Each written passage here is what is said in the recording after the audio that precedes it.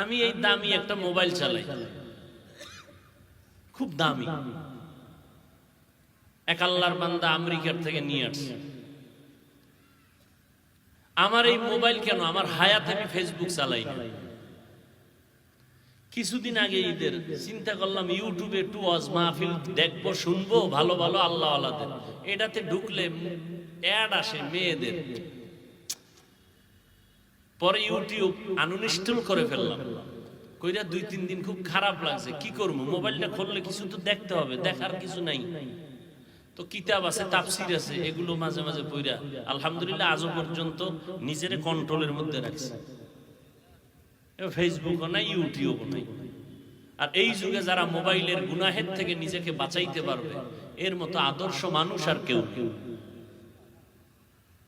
আল্লাহ আমাকেও হেদায়াত দান করুন, আপনাদেরকেও হেদায়াত দান করুন। আর তুমি সারা রাত মোবাইলে কবিরা গুনাহ করো। যুবক, তুমি ভাবতেছো হুজুর আপনি তো বলবেন পরকালে ফিরে আছে, বাদ দাও, ওটা পরের কথা।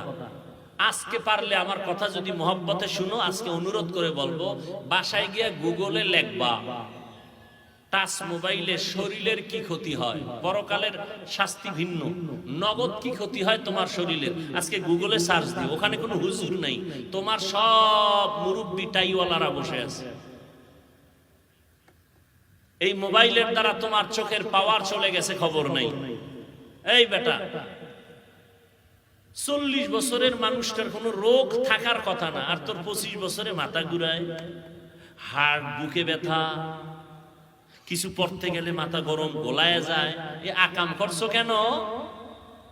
40 বছরে তো রোগ হওয়ার কথা না। তুই যুবকের, গ্রামের মানুষ ভালো খাও, মাথা ঘুরায় কেন, বুকে ব্যথা কেন?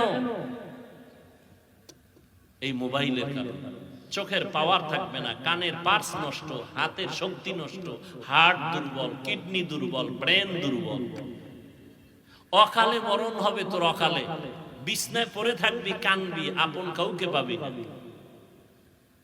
আল্লাহর দেওয়া বিনামূল্যে ফ্রি শরীরের মহা একটা ঔষধ আল্লাহ দিয়েছেন, রাতের ঘুম। আর সেই রাতের ঘুম বন্ধ করে দিলি কবিরা গুনাহ করে করে মোবাইল দিয়ে, জীবনে হবি সুস্থ। এমন রোগ হবে পৃথিবীর কোন ডাক্তারে ঔষধ দিতে পারবে না। একটা মানুষ রাতের ঘুম না দিলে পরের দিনের ব্যবসা বন্ধ, চলাফেরা বন্ধ। রাতের ঘুম কত দামি এক ঔষধ। আমরা তো দিনের খেদমতের অজুহাতে ঘুমাইতে পারি না, তারপর চেষ্টা করি, না পারলে ফজর করে ঘুমাই। আমাগো মতো মানুষ তো বহু আগে মরার কথা, যেই মেহনত করি। কুত্তাও এরকম দৌড়ায় না সারা দেশে, আমরা যেরকম আপনাদের পেছনে দৌড়াই। না খানা, না ঘুম, টাইম মতো খাওয়ানো নাই, ঘুমও নাই। এরপরও আল্লাহ পাক যে কথা বলাইতেছেন, একটা কথা আউলা জউলা বের হয় না।